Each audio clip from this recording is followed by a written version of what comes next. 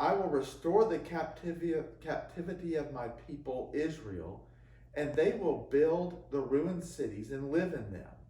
They will also plant vineyards and drink their wine, and make gardens and eat their fruit. Amos chapter 9, verse 14. Before we were married, Jennifer and I had a 2-year engagement.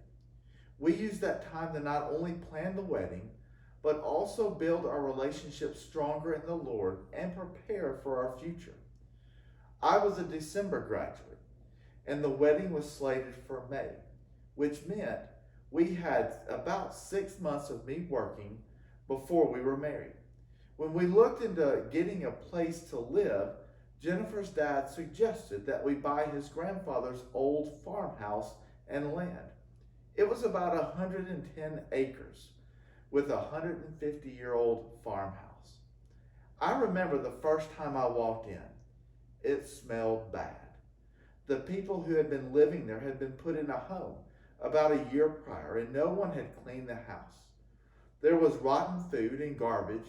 It was insufferable. The house had not been updated for about 40 years. I thought, no way.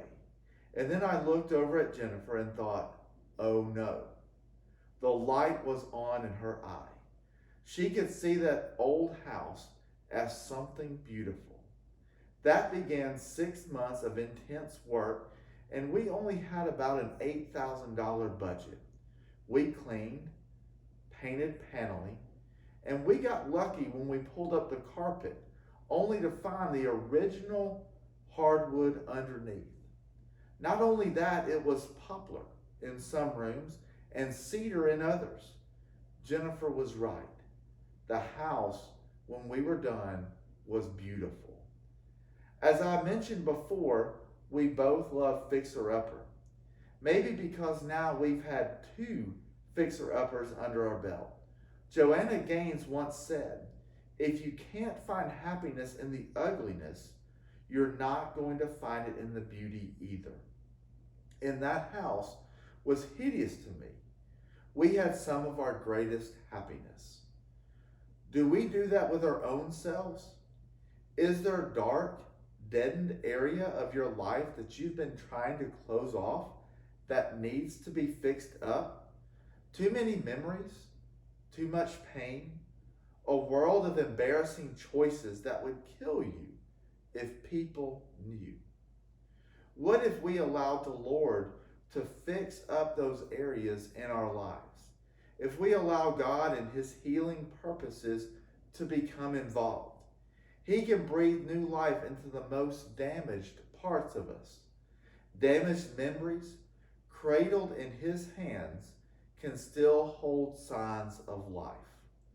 What if the areas that we most want to keep hidden, believing it is the only way to protect ourselves from the areas of humiliation or loss, are actually the very places God wants to originate the most stunning miracles of all?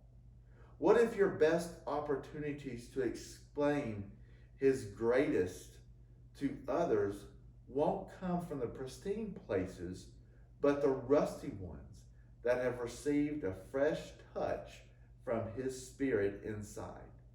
Psalm chapter 118 verse 7 reads, I will not die but live and tell of the works of the Lord. I want to challenge us today to find beauty in the ugly and to find happiness and peace in the unexpected. Psalm chapter 51 verse 8 reads, make me hear joy and gladness. Let the bones which you have broken rejoice.